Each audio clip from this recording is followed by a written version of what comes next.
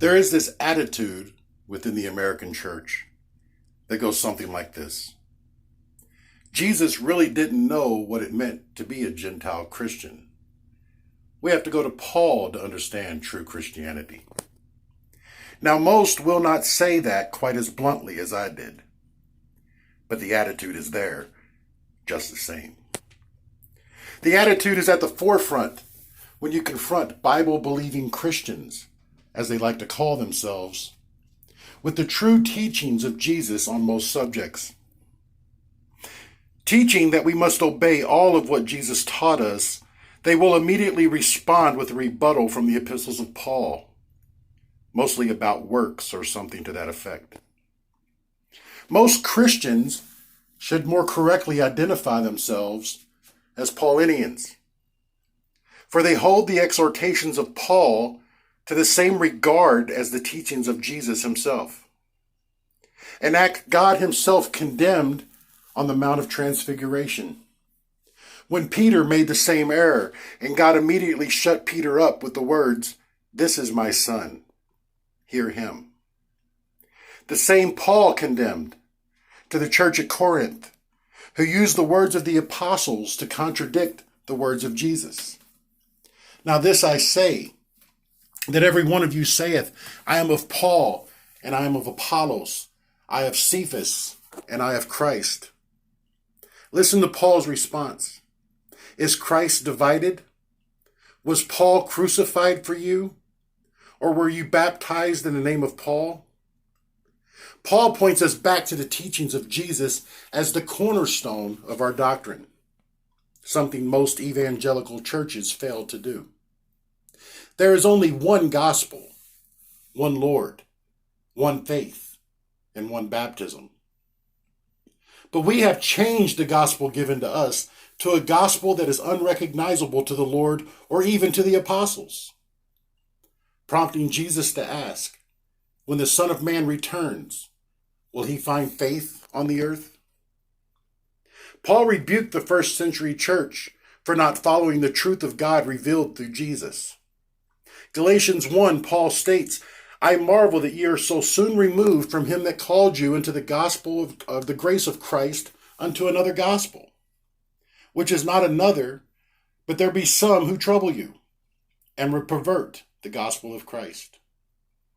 But though we or an angel from heaven preach any other gospel unto you than that which we have preached unto you, let him be accursed. As we said before, so say I now again, if any man preach any other gospel unto you than that which ye have received, let him be accursed.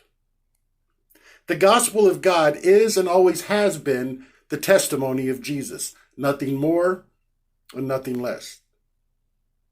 What has happened is exactly what Paul said would happen when he wrote to Timothy and said, for the time will come when they will not endure sound doctrine, but after their own lust shall heap to themselves teachers having itching ears, and they shall turn away their ears from the truth and shall be turned unto fables.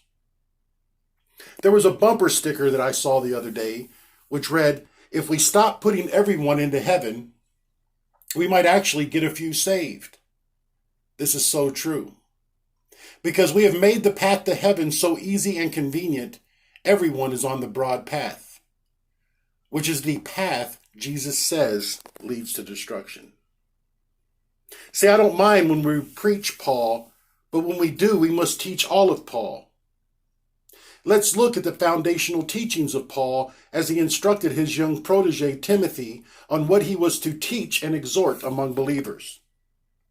If any man teach otherwise, and consent not to the wholesome words, even the words of our Lord Jesus Christ, and to the doctrine which is according to godliness, he is proud, knowing nothing, but doting about questions and strifes of words, whereof cometh envy, strife, railings, and evil surmisings, perverse disputings of men of corrupt minds, and destitute of truth, supposing that gain is godliness, from such withdraw thyself. Did you catch that? We are to teach the words of Jesus and godliness first. Beloved, it is time we stop listening to destructive heresies and get back to Jesus, the author and finisher of our faith, the rock, and to whom we will all give account one day. He will not base his judgments on the words of Paul or how well you obeyed Paul. His judgment is based on this. If any man hears my words and believes not, I judge him not. For I came not to judge the world, but to save the world. He that rejecteth me and receiveth not my words hath one that judgeth him. The word that I have spoken, the same will judge him the last day. Beloved, what you truly believe will be shown by how you live, speak, act, and think. You can fool me, you can fool your friends, but you are not fooling God. Jesus is Lord, and if you are not obeying his words, then you are not truly his. Just a reminder from his Sermon on the Mount, people called Jesus Lord, Lord, and were sent to hell because he did not know them. Why? Because they never truly followed him. But a false Christ created by man that feels good, but does not require you to be good. I beg of you today, choose this day who you will serve, God and his Son, or man-made doctrine, which take the place of the words that lead to life. Choose now.